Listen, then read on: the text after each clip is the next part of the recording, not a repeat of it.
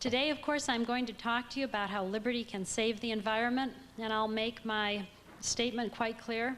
I not only think that liberty can save the environment, I think it's the only thing that can. And I don't think there's a single environmental problem that can't be saved by liberty. So, now that I've made that bold statement, let me justify it. I think the application of liberty to the environment has three major planks to it, if you'd like to use that expression. The end of sovereign immunity, full restitution, and privatization of land and beast. And I'll be talking about each of those three planks, and I'll summarize at the end in case someone has missed the exact wording. The first one you might remember is the end of sovereign immunity. And you might wonder what this has to do with the environment.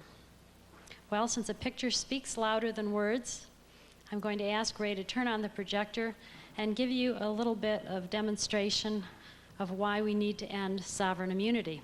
Our last speaker told us a little bit, and hopefully we'll learn a little bit more. La luz, vamos a usar el proyector de la filmina, entonces puede quitar el logo, por favor.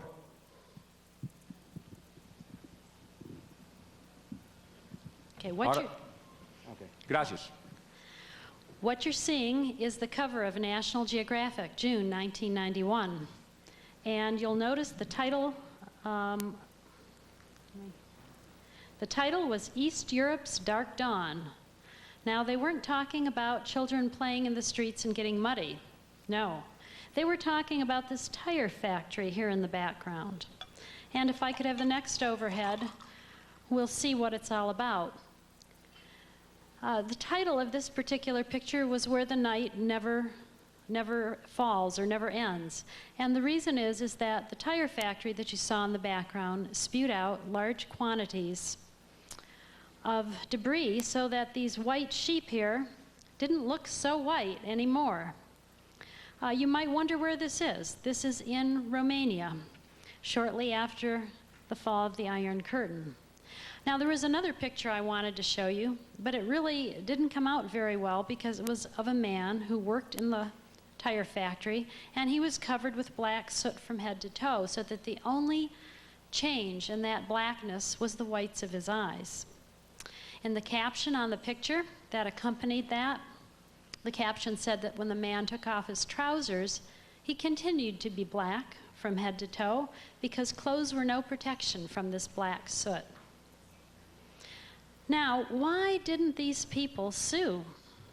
Well, the reason is that the factories were owned and operated by the government. And the governments, of course, have sovereign immunity. It would have probably been more dangerous for these people to have tried to sue their government than to put up with pollution of this magnitude. But this is just the beginning. If we can have the next slide, we'll see the type of environmental damage that the Soviet Union perpetrated, and in a little bit we'll see the analysis that environmentalists have had of this. What you're seeing is a graphic representation of the Aral Sea, which was in the Soviet Union and was fed by three rivers. You can see that there are numerous towns on the Aral Sea, which is a salty sea, which had 24 species of fish in it, and supported all of these towns. One of them had 60,000 workers just in the canning factory alone, not counting the fisheries and the people supported by that. The Soviet government, in its infinite wisdom and environmental cautiousness, decided to divert the water from all of these rivers into agricultural areas for irrigation. And of course, the Aral Sea was no longer supplied with water. Now, to give you an idea of the magnitude of the shift we're looking at, the Aral Sea in 1960 contained as much water as all the Great Lakes put together except for Lake Superior. This is a huge body of water. And of course, by 1976, some of the towns that had been sitting on the Aral Sea no longer sat there. In fact, this one, which used to be on an island, was now totally surrounded by land instead of water. And of course, as time went on, the water level fell even further until we come to the year 2000, where this is the schematic where the inner islands have now just become part of the landmass, and the lake has lost as much water as Lake Erie and Lake Ontario put together.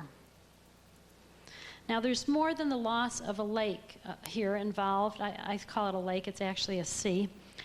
First of all, with all this shrinking of the water, the saline content became concentrated, and so there are no longer any fishable waters in this sea.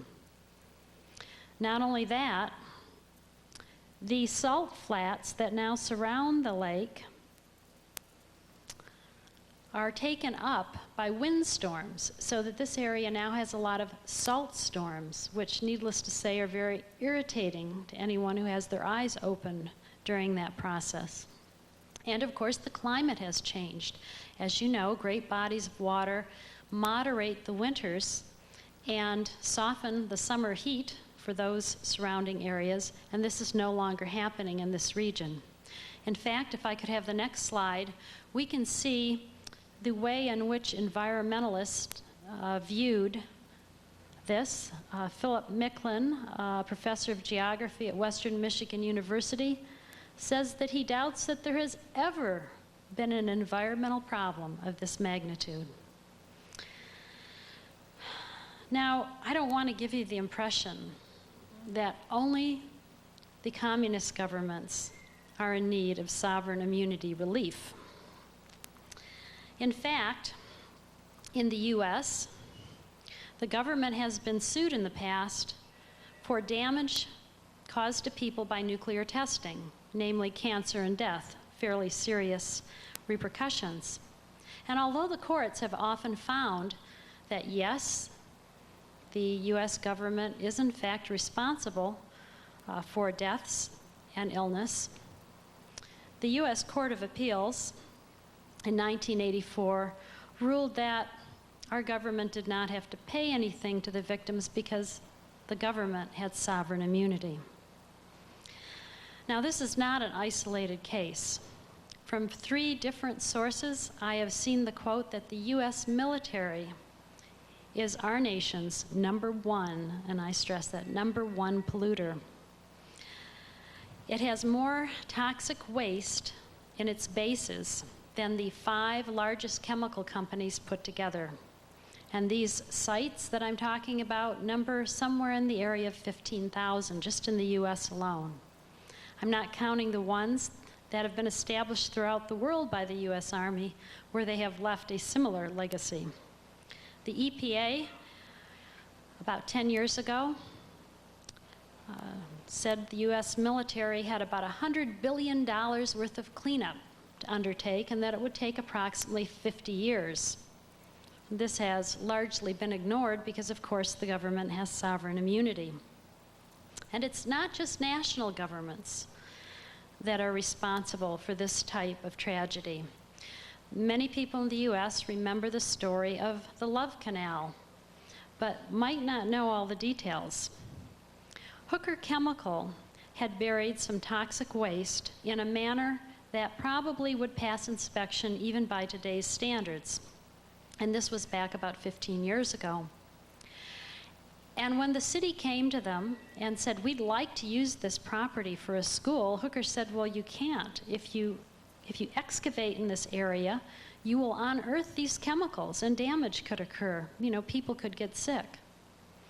Well, the city didn't like that answer, and even after Hooker took them on a tour and showed them where these chemicals were buried and what the situation was, they still wanted that land, and they threatened to condemn it and take it that way. So Hooker finally relented and sold them the property for $1, with the admonition that they not dig. Of course, the school board wasn't worried. It had sovereign immunity, so it went ahead and erected the school. And it wasn't too long before children started breaking out in rashes and other problems. And as you know, the whole area was evacuated for some time at great cost to the taxpayer. Who was sued? Hooker Chemical. They were made the bad guy in all this. And very few people heard about the school board and its role in this great tragedy. Now, I submit to you, well, I say great tragedy. It was a great tragedy to the taxpayers. Thankfully, there wasn't, as far as we can tell, too much damage. That was not something that people could recover from. The rashes went away when the exposure was removed. But I submit to you that had the school board been liable, if they had not had sovereign immunity, that they would have not been so hasty to act. And had the taxpayers in the Love Canal area had to shoulder the burden for public official restitution, they would have been monitoring their public officials a little more closely in the future. Of course, I personally think the best solution is to have the public officials personally liable.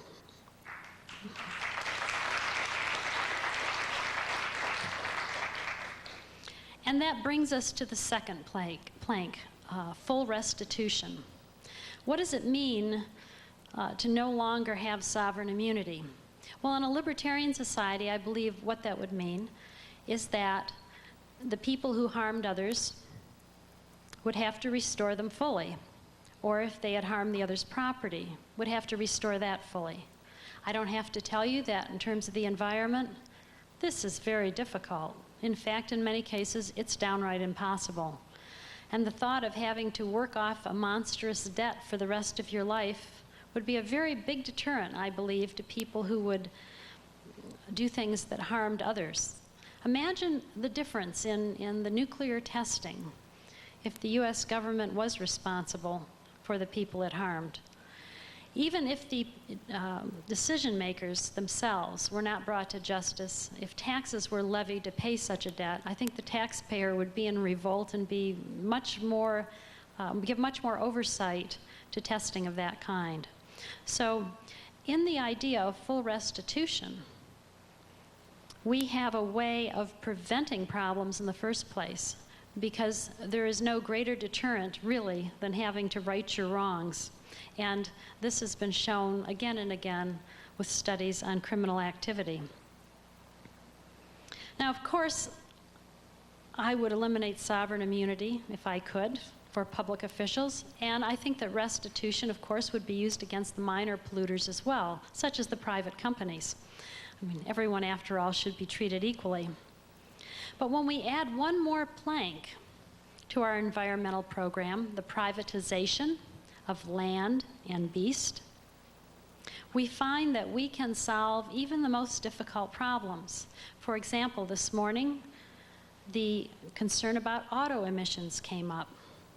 Well, if roads were privatized, then people in the surrounding area that suffered from pollutions from the cars would sue, or of course, hopefully wouldn't have to go that far, but if necessary, would sue the road company, which in turn would either give the neighbors a monetary settlement that they were happy with and pass that cost on to the drivers, or if that wasn't enough relief for the people in the surrounding area, would probably start changing the rates that it charged the automobiles on in the cars according to how much they polluted or how little they polluted, giving them incentive to fix whatever problems they had.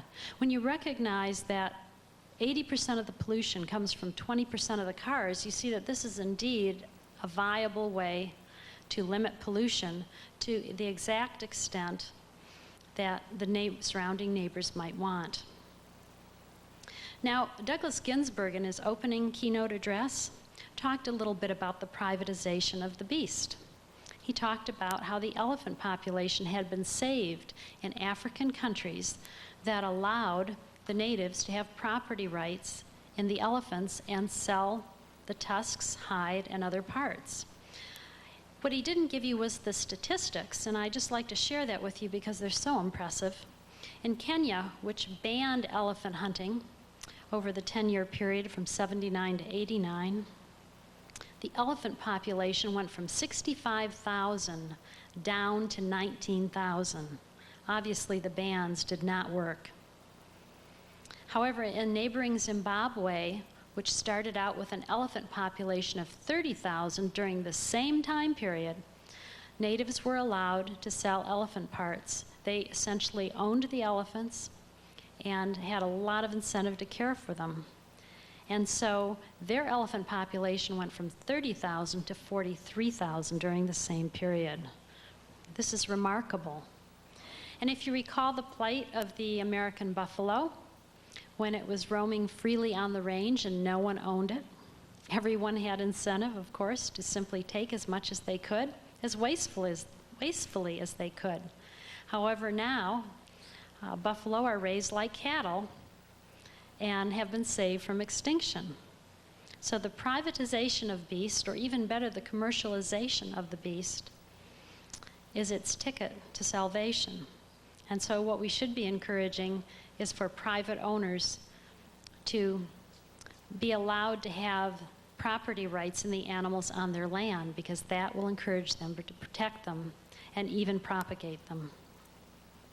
Now, let's talk about the rainforest, because that's something that's very near and dear, I think, to the people of Costa Rica and all of South America. And if I could have the first slide on that section, I'd like to emphasize something that was alluded to by an earlier speaker at this conference, from The Economist.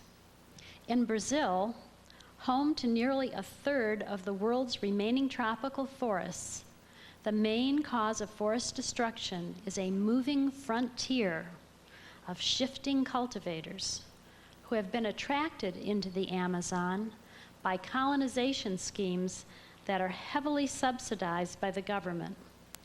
The Brazilian experience is being repeated with local variations throughout the forested tropics. Let's review what some of these colonization schemes that are heavily subsidized by the government are. Well, in Brazil, with an inflation of 1,000% at the time this article was written, people were turning to land as a store of value, since, of course, the currency no longer fulfilled that function. But the land was heavily taxed unless it was cleared and farmed.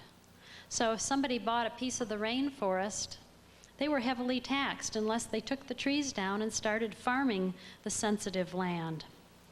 And of course, they could get up to 75% of the cash for the purchase from tax credits if they bought an approved investment, which of course was farmland that was operating as farmland. So they could actually get the money from the government to a large extent if they invested in rainforest land and cleared it. And of course, if you're farming, you need equipment and seed and maybe some cattle. And it just turned out that the government of Brazil was subsidizing credit for rural projects like this. So after you got your land, largely at the expense of the government, you could then think in terms of getting a loan to develop it. And of course, if you were a squatter, in many parts of Latin America, squatters have rights, and in Brazil at that point in time, they had a right to 3 times the amount of land they cleared. So there was a great incentive to clear the land.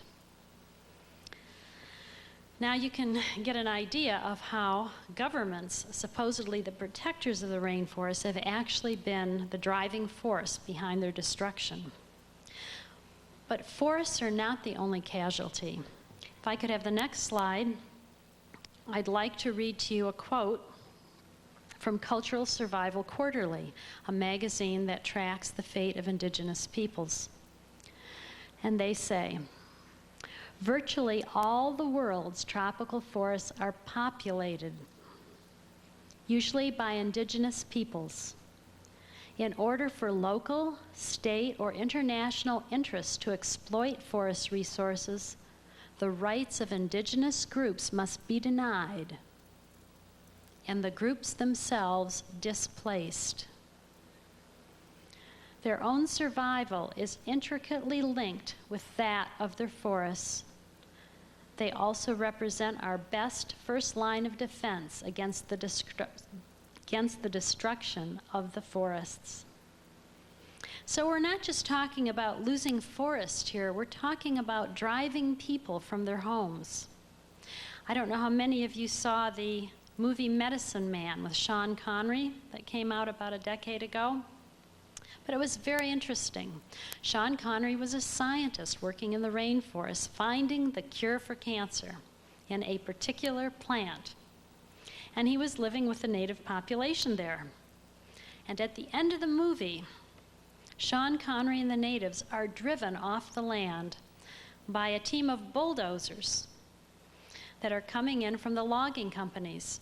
The logging companies simply go to the governments of these regions, ask permission to cut down the trees, and for a little sausage, I guess is the Latin America term, cheese, Teresa.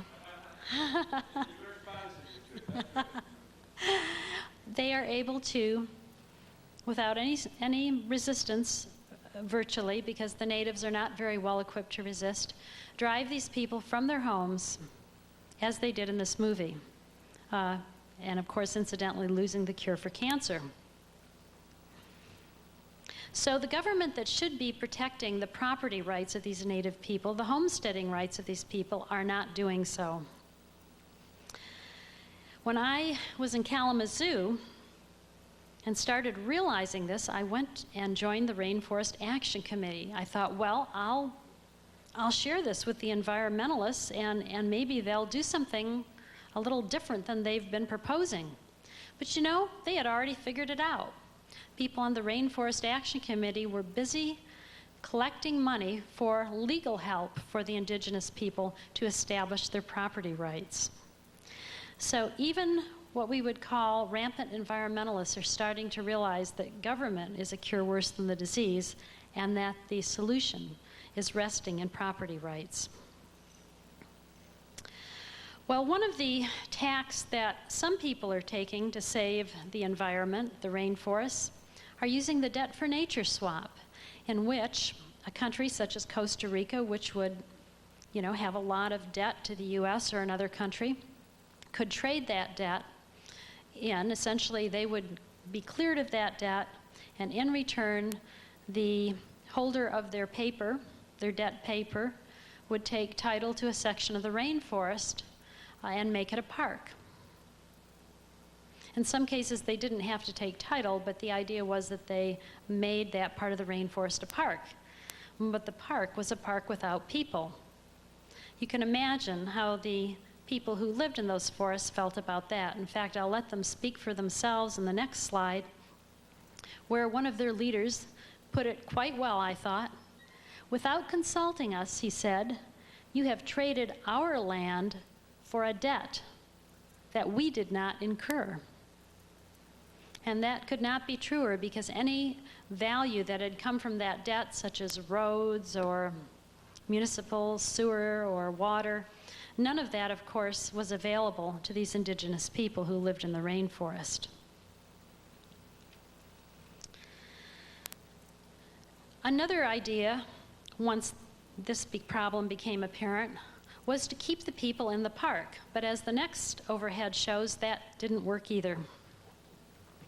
Because, as the new scientist observed, when the Philippine government declared the land of the Aikalahan a forest reserve, the people had no interest in preserving the forest and began to destroy it.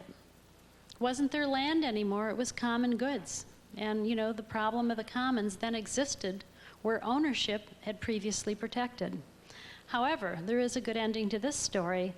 When the forest was returned to them, they protected it. So we see that we really do need to give full property rights to those who have homesteaded the rainforest if we truly want to protect them.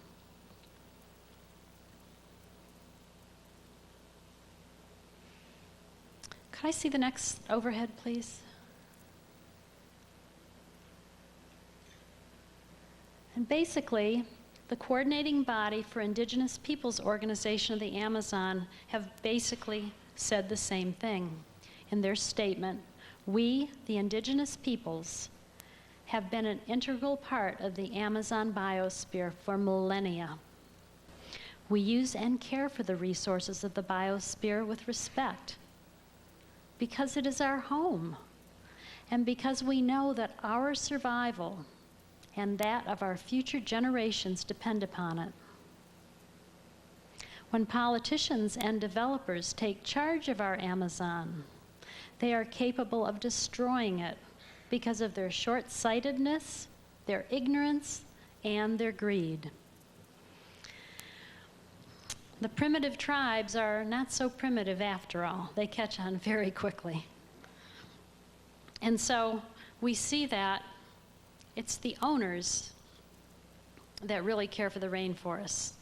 I don't think we have any more overheads, so you can turn that off.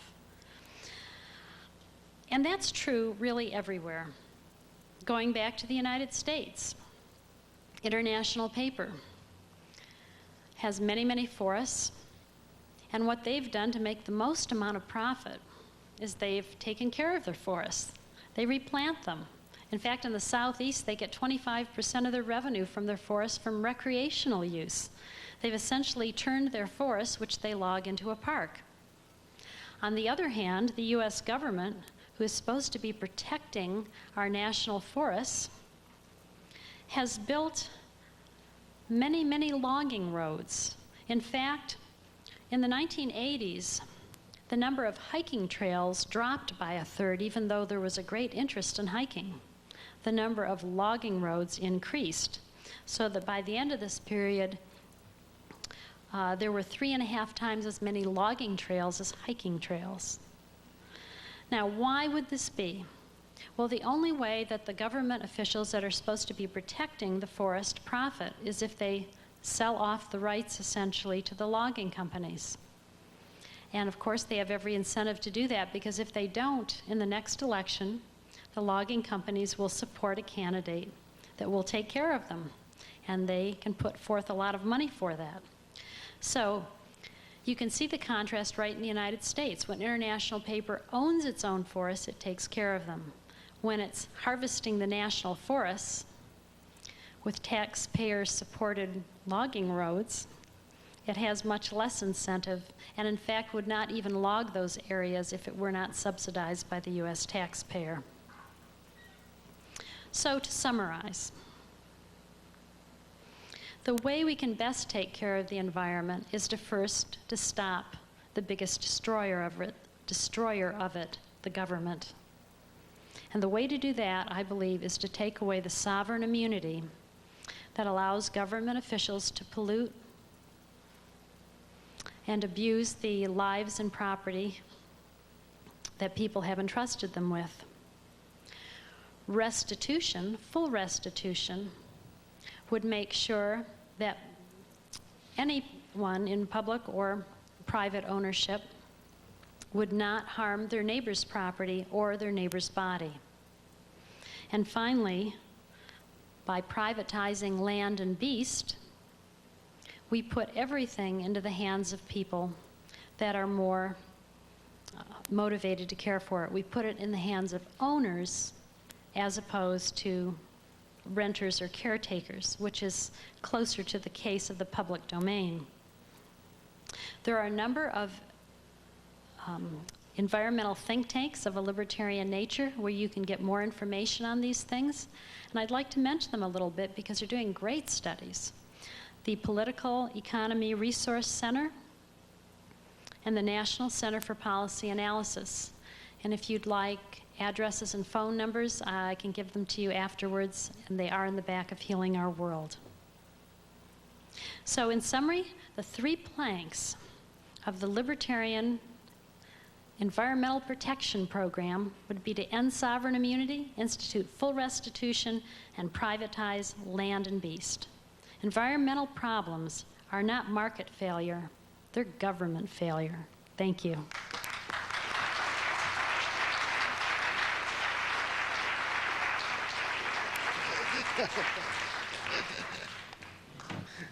Well, we're going to have plenty of time for questions, I'm glad to hear. We'll start with Jared. This is a comment rather than a question. A lot of the environmentalists seem to take a quasi-religious position that even if it protects the animals, it's still wrong to treat them as property. And I just want they should be allowed to roam free and eat each other or whatever. I just want to, comment, besides the obvious fact that they're not going to be able to do any of that if they're dead. That's a good point to make, the environmentalists.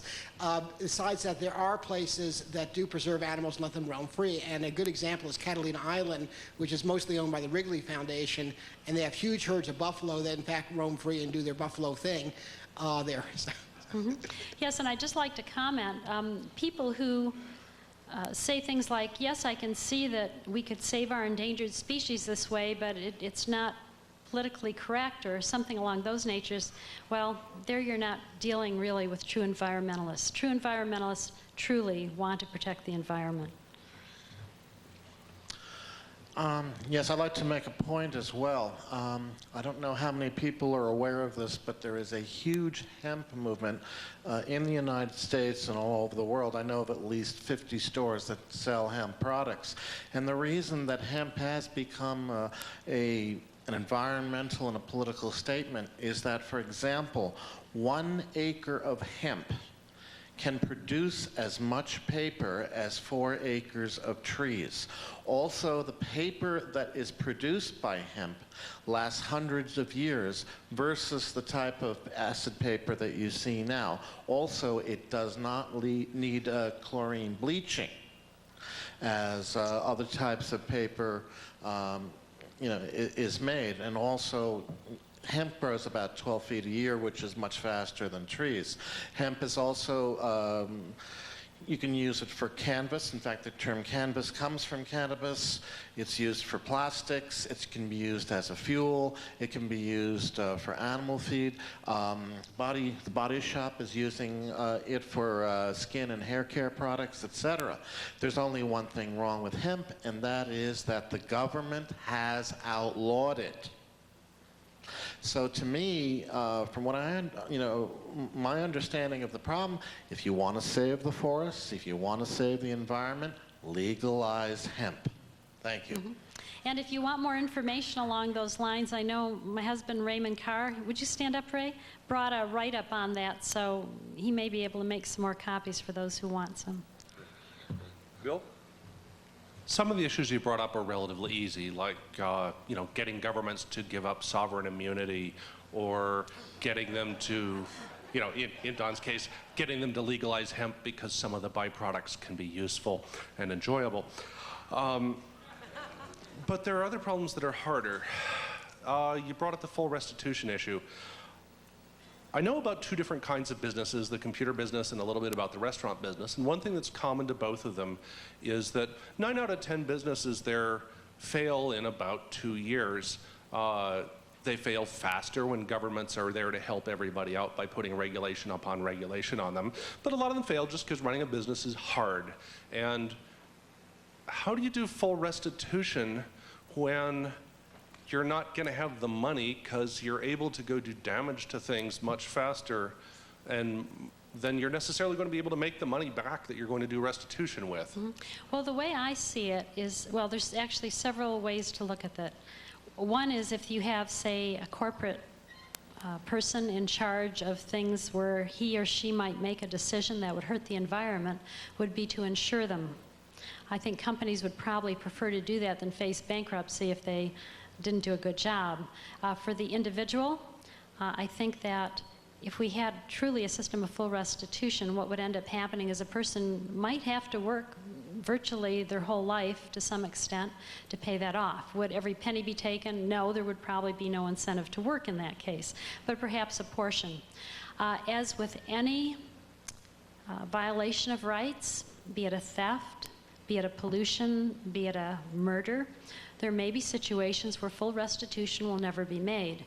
But the fact that the attempt is made to the fullest extent possible means that people could essentially face a lifetime of paying back.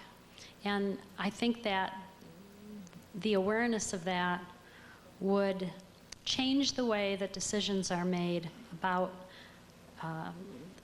decisions are made around things that could possibly cause pollution. Thanks.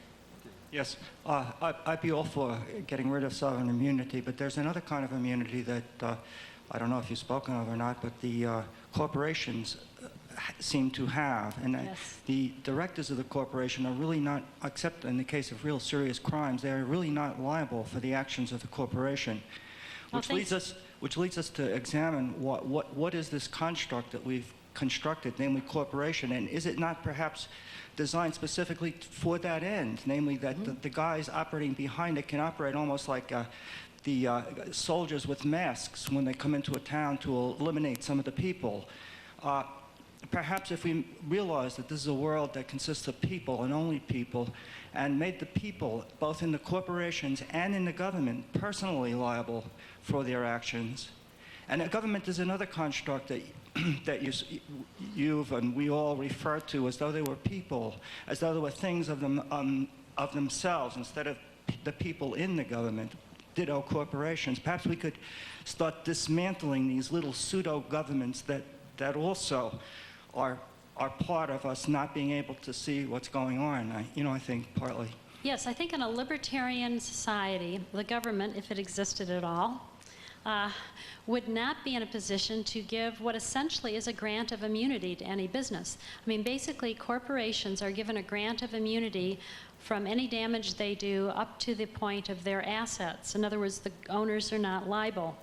And I believe that in a libertarian society, the government would not have the power to make that grant. So I think that that would solve that problem. Yes.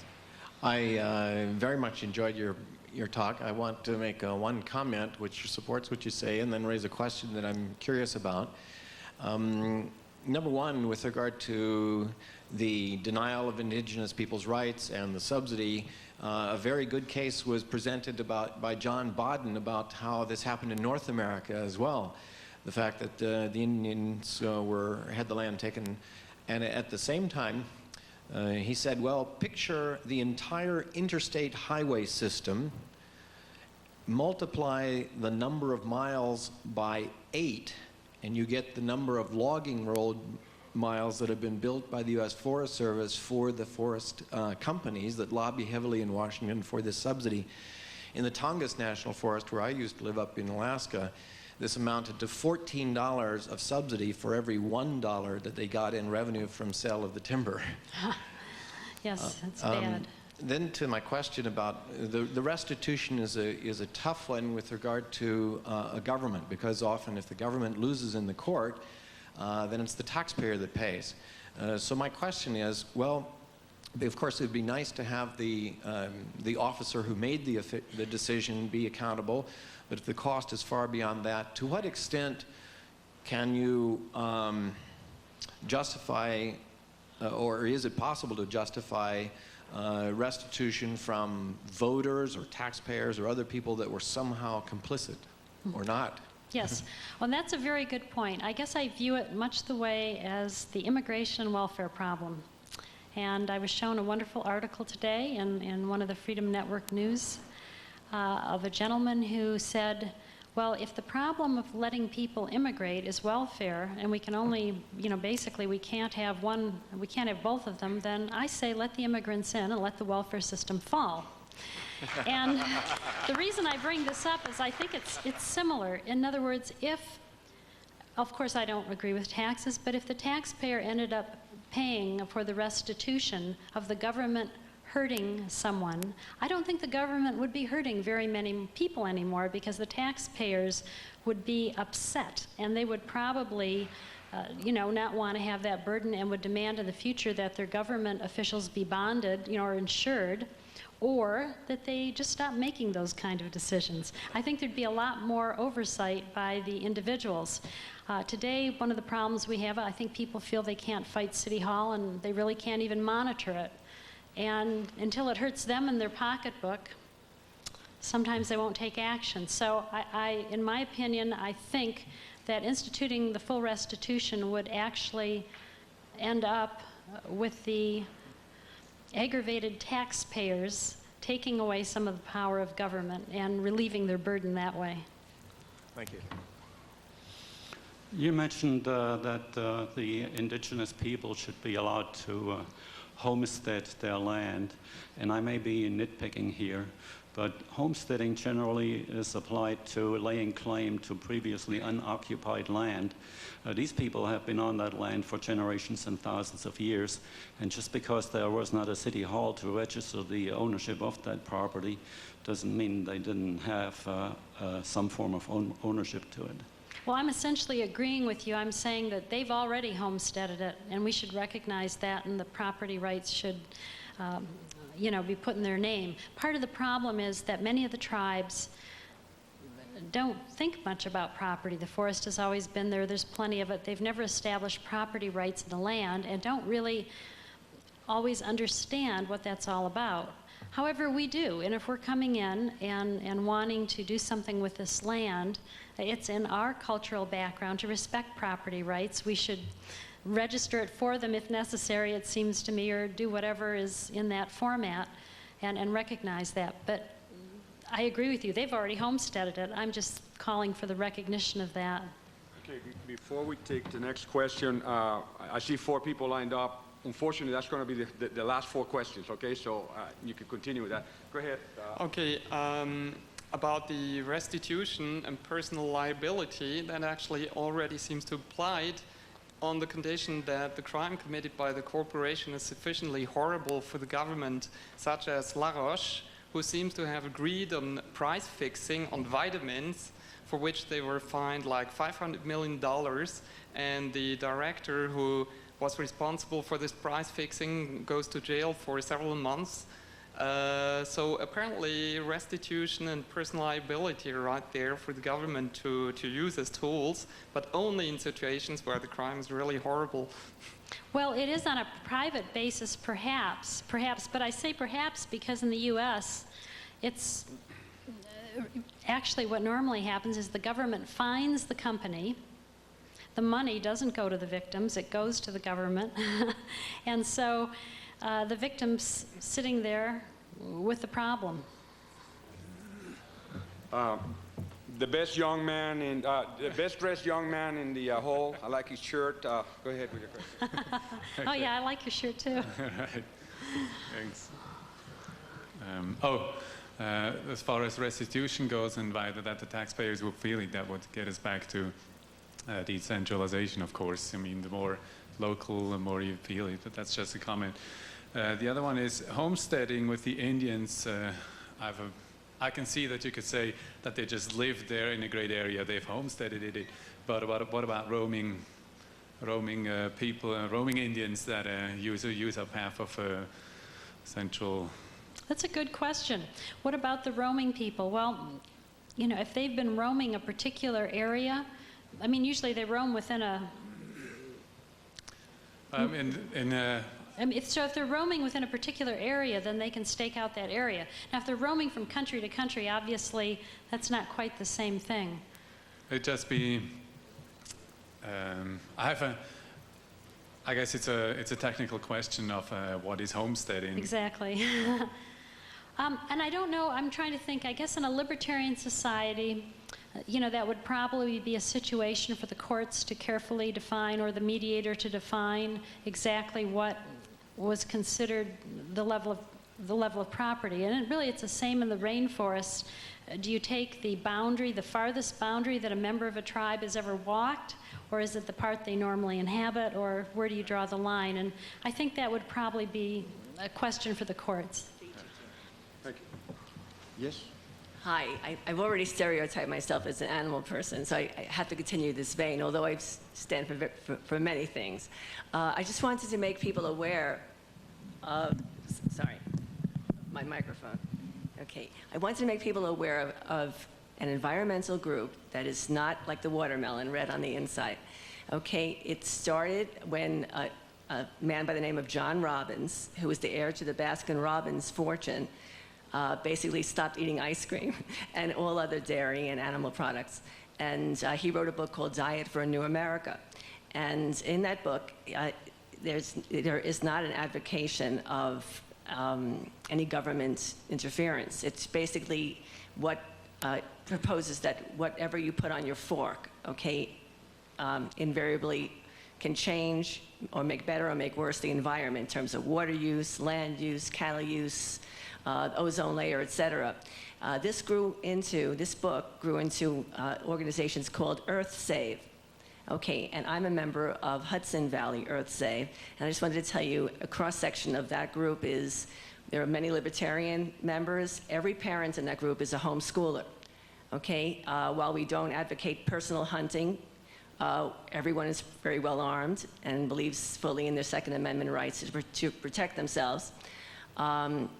When I ran for U.S. Senate, they helped me a great deal in my campaign, and yesterday the young man asked how we get the support of liberal groups, and this is one way, by using those examples. I got almost 109,000 votes, and when I did a survey afterwards of who voted for me, and by the telephone calls I got, a lot of them were liberal Democrats, and a lot of them were for this very reason, and that's a way to reach them. So I suggest they're based in Washington, D.C., and again, they're called Earth Save. Thank you. That's all. Thanks. I'll get my 2 cents worth in. Excellent, and I didn't mean to imply that all environmental groups are like the watermelon. In fact, this type of movement is exactly what we need to overcome the statist environmental groups. Guillermo? Yes, I have a problem with property rights and homesteading with the Indians and Amazons. I believe that property rights come from when you have an effort or investment made to transform the land. We see this in Indians in Argentina also. People that roam, made no investment. The same thing as the Indians, which in the Amazons, which live off the fat of the land. There's been no transformation, no effort.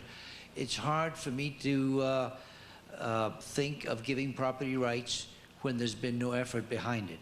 Well, I guess another way to think about it is, could you advocate driving them off land they've lived on for hundreds of years at gunpoint if necessary? I find that tells me, when I react negatively to that, and I do, that tells me that they have some right to keep living where they are, and that I don't think there's I can't think of anything in the libertarian philosophy that says to me that someone who has lived on the land has to construct things in a certain way in order to call it their own. If they're living there, if they're eating there, sleeping there, having their children there, raising their family there, to me, I think they've homesteaded it. But I guess, we could argue about... How far do you go? Do you go all the Amazons? I mean, they can roam around. Where do you set the limit? Well, I think that the place to set the limit is in the courts. I mean, I could give you my version, you could give me your version, but quite honestly, in the long run, if we were, say, to start trying to assign property rights to everyone, what would happen is that there would be disputes, and the disputes would be settled in some type of court or mediation situation. And probably there are, I'm guessing in all the countries, have their own common precedent, which usually, not always, but usually seems to come pretty close together. So I think that there would be a way to work that out. It would certainly be preferable to establish that, even if the boundaries weren't perfect, than to what is happening today. Okay. Thank you. Thank you, Mary, very much. Thank you. If you'd like to, I'll take that. Thank you, Mary. Thank you.